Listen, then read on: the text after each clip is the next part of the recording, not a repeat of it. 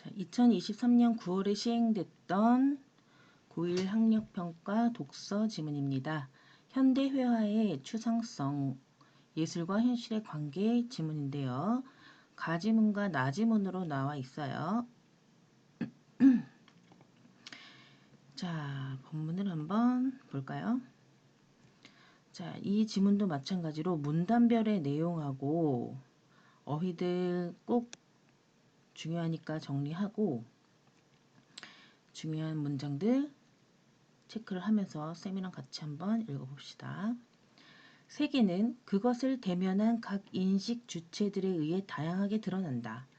가장 1차적이고 일반적인 세계는 우리가 경험하는 현실 세계며 인식 주체들은 각자가 지닌 조건에 따라 현실 세계를 다양하게 인식한다. 인식의 주체들은 조건에 따라 현실 세계를 다양하게 인식한다. 한 예로, 이거는 그럼 뭐야? 예시 방법으로 설명을 하고 있는 거죠. 그래서 설명 방법도 꼭 써두세요. 예시. 각 인식의 주체들은 서로 다른 가시 및 가청 범위를 가지며 가시는 눈으로 볼 수 있고 가청은 들을 수 있는 것, 그런 범위를 가지며 이러한 신체적 지각의 차이에 따라 그들이 경험하는 세계에 대한 인식도 각기 달라진다. 또한 인식 주체는 일상 언어를 바탕으로 현실 세계를 인식한다. 언어를 바탕으로 세계를 인식한대. 인식 주체들은 예를 들어 연속된 시간을 시와 분으로 표현하는 것처럼 또 예시로 설명을 하고 있죠. 일상 언어는 연속된 세계를 분절, 나누어서 인식하게 만든다. 그런데에서 읽다가 그런데라는 단어가 나오면 체크를 꼭 해두세요. 자, 인식 주체들이 세계를 인식한다라는 내용이 1문단의 내용이고 그런데 신체적 지각이나 일상 언어는 고정적이지 않다. 그러면 변한다. 운동선수처럼 반복적 수련을 하거나 훈련을 하거나 안경 등의 도구를 이용하면 인식 주체들이 지닌 조건은 달라질 수 있다. 시력이 더 좋아지겠죠? 안경 등을 착용하면. 그리고 반복으로 연습한다면. 자, 새로 도입된 낯선 단어가 시간이 흐르면서 일상 언어로 자리 잡기도 한다. 고정적이지 않다. 그러면 변하는구나 라는 걸 알 수 있죠. 인식 주체들에 의해 드러나는 각각의 세계는 세계 전체를 이루는 여러 얼굴들이라고 할 수 있다. 각각의 세계는 사람마다 인식하는 게 다르잖아. 이런 각각의 세계는 세계 전체를 이루는 얼굴들이래. 인식 주체들의 인식 조건은 다양하므로 각각 인식의 틀에 따라서 저마다의 얼굴, 즉 각각의 존재면, 얼굴은 존재면이다. 이렇게 드러나게 된다. 그런 의미에서 회화 예술은 여기서 말하는 회화는 그림입니다. 미술을 말하는 거겠죠. 다양한 존재면을 드러낸다. 인식의 주체들은 각각의 인식의 틀이 있을 거 아니야. 그 틀에 맞춰서 존재면을 드러내주는데 회화 예술도 마찬가지다라는 얘기네요. 의식 수준이 성장함에 따라 인간은 점차 현실 세계의 현상 너머에 있는 형이상학적인 것을 갈망하게 된다. 이거 체크해 볼까요? 현실 세계의 현상에 넘어 있는 것이 형이상학적인 것. 뭔가 추상적인 것을 갈망한대. 이러한 경향은 현대 회화에도 영향을 끼쳤으며 회화에서 현실 세계를 다루는 모양도 변화가 나타났다. 현대 회화의 존재적 특징은 과학과의 비교를 통해 분명해지는데 과학은 존재면이 비교적 일의 하나의 의미를 가지고 있으며 이 단어 잘 체크해 주세요. 한 존재면을 수직적으로 파고들어 그 면을 수직적, 심층적으로 드러낸다. 과학에서의 특징을 말하는 거예요. 과학에서 수직적이고 심층적인, 일의적인 이런 특징을 갖고 있다는 거죠. 예를 들어 또 예시의 방법. 생물학은 종, 개체, 기관, 세포, 유전자 등 무수한 면들을 드러내지만 이 면들은 넓게 보면 같은 면의 객관적 심층이라고 할 수 있다. 이것도 과학의 특징이네요. 과학이 가지는 특징들.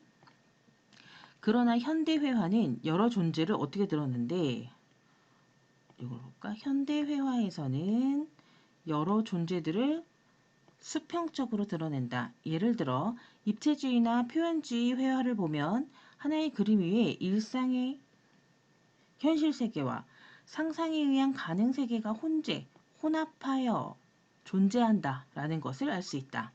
현실 세계의 실제를 있는 그대로 재현하고자 했던 전통 회화와는 달리, 그럼 이거 무슨 방법이야? 설명 방법 중에 대조의 방법. 선생님 펜을 안 갖고 왔네? 대조의 방법으로 설명하고 있어요. 현대회화는 변형과 과장을 통해 실제와는 다른 방식으로 세계들을 조합해 나간 것이다. 이러한 현대회화의 추상성, 요거 중요한 거죠. 추상성은 처음에는 혁신적, 완전 새로운 것이었으나 점차 어떻게 변했어? 보편적인 것으로 변했다. 추상의 강도가 더해질수록 현대회화는 실제의 재현에서 더욱 멀어져 실제가 아닌 화가의 내면을 표현한 것으로 인식되었다. 화가의 내면 체크해 두시고요. 내면은 상상의 영역이기에 전통 회화와 달리 또 달리가 나왔어요. 계속 대조의 방법 사용하고 있죠. 현대 회화로는 현실 세계의 존재면을 드러내기 어렵다는 인식도 생겨났다. 그러나 현대 회화의 추상성에 대해 실제는 배제한 채 내면만 표현한 것이라고 이분법적 딱 두 개로 나누는 것은 적절하지 않다. 그러면 안 된다라는 거네요. 상상의 대부분은 현실의 경험에서 비롯되며 내면의 추상적 영역 또한 객관적 실제의 외면을 이질적으로 변형시켜 이질적은 종류가 다른 질적으로 다른 것으로 변형시켰다. 이런 방법으로 존재를 다양하게 드러내는 세계의 무수한 존재면 중 하나이기 때문이다. 추상적인 것과 실제적인 것은 딱 나눌 수 없는 거구나 라는 거예요.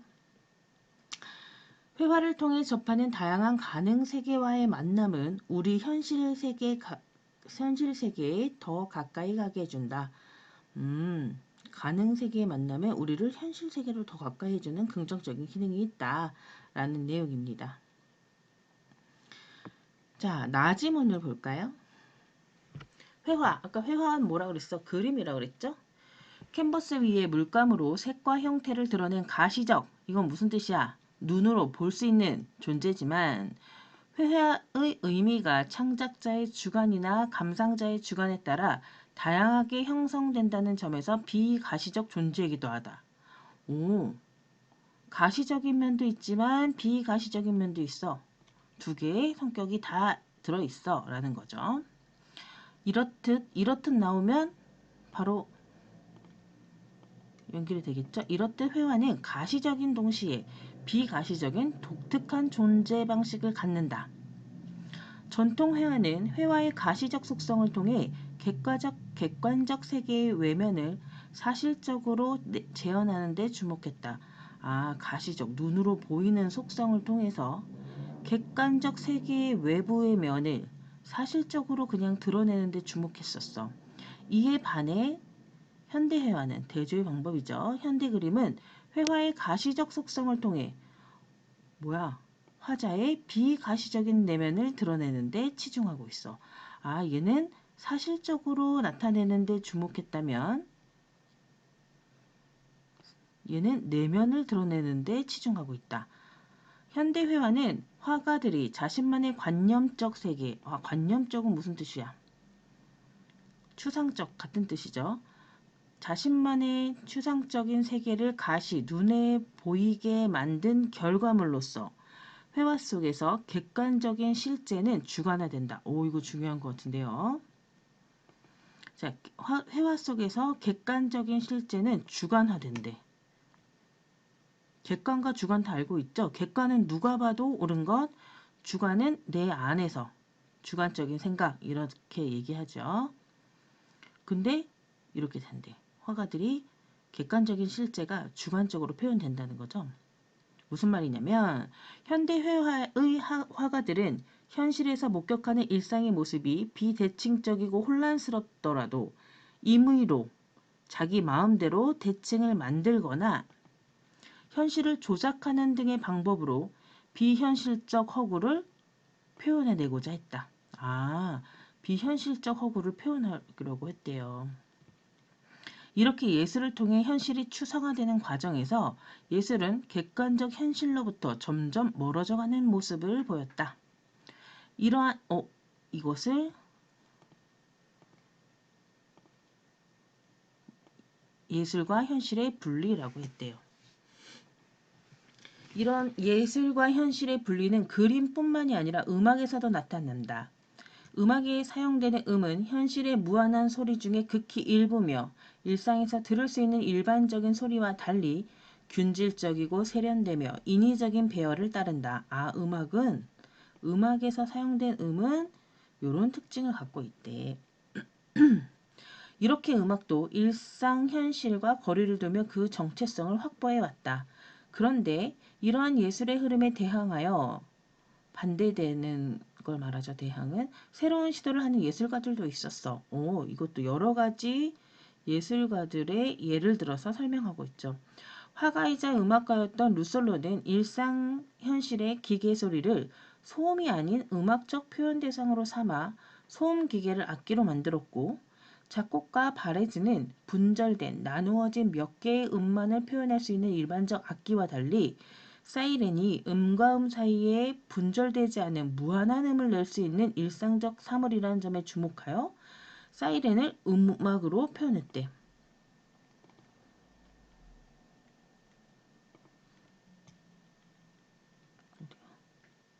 또한 작곡가 셰페르는 사람들의 소리, 기계 소리, 자연 등을 음악 오브제로 활용하는 구체 음악을 창시하기도 했다. 게르노트 뷔메는 예술의 영역을 일상적 삶으로 확장하려는 이러한 노력을 확장된 미학이라고 말했다. 뷔메는 예술의 미적 경험이 일상적인 맥락에서 분리되어 예술가라는 특별한 존재에 의해 창조되는 특정한 미적 대상에만 국한된다고 보는 기존의 미학을 비판한다. 기존의 미학을 비판. 아까 기존의 미학은 뭐였어요? 전통 예술들. 기존의 미술을 비판하며 예술이 창작되고 수용되는 미적 경험이 일상적 현실로 확장되어야 한다고 주장했다. 특별한 것이 아니라 일상적인 현실이야. 예술은 그렇게까지 넓어져야 돼 라고 주장한 거죠. 어렵지 않죠? 문제를 한번 볼까요? 자, 대부분 첫 번째 문제는 이렇게 가와나에 대한 설명 적절한 것을 찾아라, 적절하지 않은 것을 찾아라, 일치하는 것을 찾아라 이렇게 나와요. 그래서 이런 문제들을 사실적 읽기 지문이라고 합니다. 자, 나머지 틀린 것들 한 번씩 보시고요. 이거는 맞는 거 정확하게 알아두시면 됩니다. 자, 가는 세계에 대한 인식을 바탕으로 회화예술을 이해하는 관점 보여주고 있었죠. 예술과 현실의 관계, 나지문은 예술과 현실의 관계에 대한 상반된 인식을 제시한다. 예술과 현실의 괴리라고 했었죠. 차이. 그거에 대한 인식을 제시하고 있다. 라는 걸 알 수 있고요. 자, 가를 바탕으로 존재면과 관련하여 추론한 내용. 얘는 추론적 읽기에 해당하는 내용입니다. 자, 선택지들이 변형되어 문제가 나올 수 있으니까 선택지 하나하나 다 보셔야 됩니다. 하나의 존재면들은 뭐였는지 기억납니까? 특징을 갖고 있었죠. 사람들의 얼굴과 같다라고 얘기했어요. 읽어봅시다. 하나의 회화 작품을 함께 감상하더라도 각 감상자, 인식의 주체라고 그랬었죠. 각 감상자가 지닌 인식의 틀에 따라 서로 다른 존재면을 인식하게 될 수도 있다. 맞습니까? 맞지요. 새로 개발된 기술을 지칭하는 용어가 일상 언어로서의 지위를 갖게 된다면, 새로운 단어가 일상 언어가 된다면 그 언어로 지각되는 존재면도 달라질 수 있겠구나. 새로운 언어는 존재면은 얕았지만 그것이 일상 용어가 된다면 존재면은 더 넓어질 수 있겠죠. 3번. 형이상학적은 뭔가 추상적인 것이라 그랬지? 형이상학적인 것에 대한 갈망으로 인해 회화에 나타난 현실 세계의 존재면이 추상적 방향으로 변해가는 경향을 띠게 되었구나. 현실적인 것이 추상적인 것으로 변해갔다. 사람들이 다 형이상학적인 것을 갈망하니까 얘도 맞다고 할 수 있고요. 5번 볼까요? 입체주의 화가의 회화에서는 현실 세계의 존재면과 가능 세계의 존재면이 수평적으로 혼재, 섞여 있는 모습을 발견할 수 있었구나라는 것을 본문에서 우리는 확인할 수 있었어요. 자, 그러면 4번이 왜 틀렸는지 볼까요? 개개의 과학 학문은 하나의 존재면이 서로 관계없는 여러 존재면들로 구성되었을 때 그 학문의 심층이 드러나겠구나. 아니죠.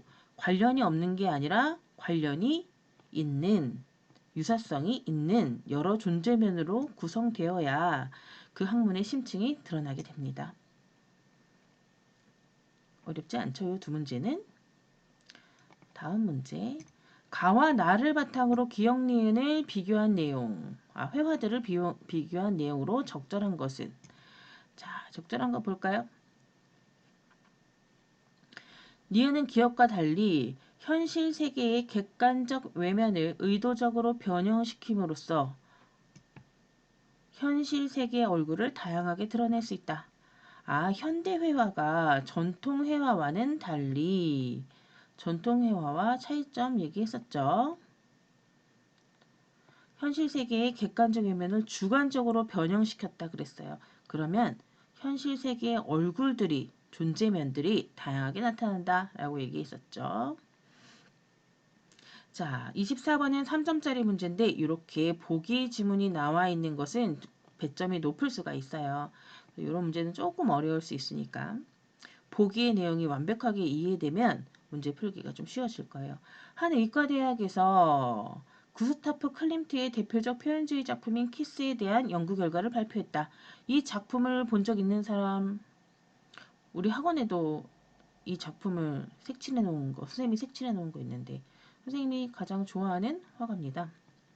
연구진은 이 회화 속 남녀의 의상에 한 사람의 생명체가 완성되기까지의 순차적 세포 분열 과정이 과장된 크기와 다양한 색으로 변형되어 그려져 있음에 주목했다. 그리고 이를 통해 클림트가 당시 현미경 기술의 비약적인 발전에 따른 생물학적 탐구에 대한 성과를 토대로 삶과 죽음, 생명에 대한 자신의 깊은 관심을 드러냈다고 밝혔다. 클림트의 이 키스라는 작품에 과학적인 성과와 관심이 들어있다라는 내용이네요. 하나씩 보겠습니다. 생명체가 완성되기까지의 세포 분열 과정을 밝혀낸 생물학적 지식이 드러나는 현실 세계는 클림트의 회화에 의해 이례적인 성격을 갖는다고 볼 수 있죠. 현실 세계의 모습이 회화에 비해서 일의 하나의 의미만 있겠죠. 이 생물학적 지식은 뭐야? 과학을 나타내는 거니까. 자, 현미경 기술의 발전으로 세포 분열 과정을 직접 관찰할 수 있게 된 것은 인식 주체가 지닌 조건이 달라져서 현실 세계가 새롭게 지각된 사례이다. 인식 주체가 지닌 조건은 뭐였지? 운동선수가 계속 훈련을 한다거나 눈이 나쁜 사람이 안경을 썼을 때 세계가 다르게 보인다라고 했었죠. 이거 마찬가지 현실 세계가 새롭게 지각된 것 맞죠? 클림트 회화에서 세포 분열 과정이 현실과 다르게 변형되어 그려진 것에서 여기는 이 사람들의 옷에서 이 그림에서 세포 분열 과정이 나타났다라고 되어 있죠. 실제와는 다른 방식으로 세계를 조합하는 현대 회화의 추상성이 드러난다. 이것을 과장된 크기와 다양한 색깔로 그려냈다는 것을 보니까 현대 회화의 추상성이 드러난다고 볼 수 있겠죠. 4번 클림트의 회화는 색과 형태를 가진다는 점에서 가시적이다. 맞습니까? 가시적인 것 맞지요. 눈으로 볼 수 있으니까요.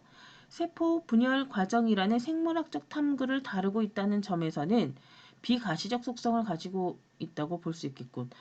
주어가 뭡니까? 주어가 클림트의 회화잖아. 클림트의 회화가 세포 분열 과정이라는 생물학적 탐구를 다루고 있습니까? 이 부분 틀렸죠. 자, 클림트의 회화를 통해서 클림트가 표현하고자 했던 것은 삶과 죽음, 생명에 대한 깊은 관심 등 주관적인 내면에 의해서 파악된다는 점에서 비가시적이다. 이렇게 고쳐줘야 되겠죠. 과학자가 아니니까 생물학적 탐구가 아니라 주관적 내면을 탐구했다고 봐야 되겠죠. 자, 마지막 5번. 클림트의 회화에서 삶과 죽음, 생명에 대한 화가의 관심이 드러난다고 본 연구 결과는 여기까지 맞죠? 아이고.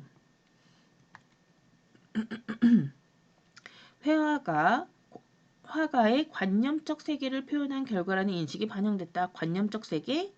요 말과 똑같겠죠? 주관적 내면. 어렵지 않죠? 실제로 풀어보니까. 25번.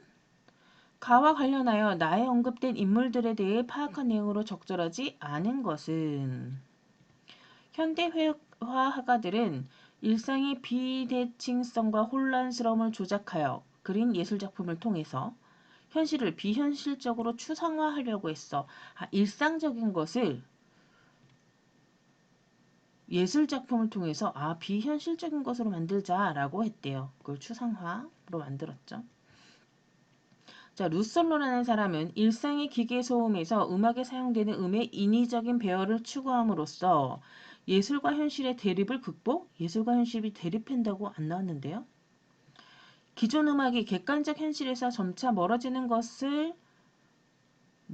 경향을 보이자 이에 대응하고자 소음 기계를 만든 것. 소음 기계도 일상에 들어갈 수 있어, 음악이 될 수 있어 라고 주장하려고 만든 거죠. 예술과 현실의 대립을 극복하는 건 아닙니다. 바레즈는 일반 악기와 달리 두 음 사이에 무한한 음을 표현할 수 있는 도구 뭐였어요 이거? 사이렌이었죠. 바레즈가 사이렌 아니었나? 일상생활을 예술로 표현하고자 했고 셰페레는 기존 음악의 정체성과 거리가 먼 일상의 소리를 음악 오브제로 활용하는 새로운 예술 장르로 창시했다. 그리고 벨메는 미적 대상의 창작과 수용에 따르는 미적 경험이 일상으로 확장되어야 한다 라고 얘기가 마지막 줄에 나왔었고요. 자, 문맥은 단어 뜻들입니다. 적절한 것은 요거 하나니까 나머지들은 뭘로 바꾸면 되는지 한 번씩 읽어보시면 되겠죠. 그래서 문제가 변형되어서 나올 수 있으니까 꼼꼼하게 한번 읽어보시고요. 자, 문단별 내용 하나씩 정리하시고 어휘 여기다가 10개 이상씩 다 적어 오셔야 됩니다. 그리고 뒤에 보면 OX 퀴즈가 있어요. 본문을 꼼꼼히 읽어야만 풀 수 있는 OX 문제 좀 많죠? 그리고 OX 문제가 아니라 단답형 질문에 대답하기. 세계는 어떻게 회화 예술은 무엇을 드러내는가? 이것도 본문을 옮겨서 적어보세요. 그리고 뒤에 문제를 풀어오시면 되겠습니다. 끝.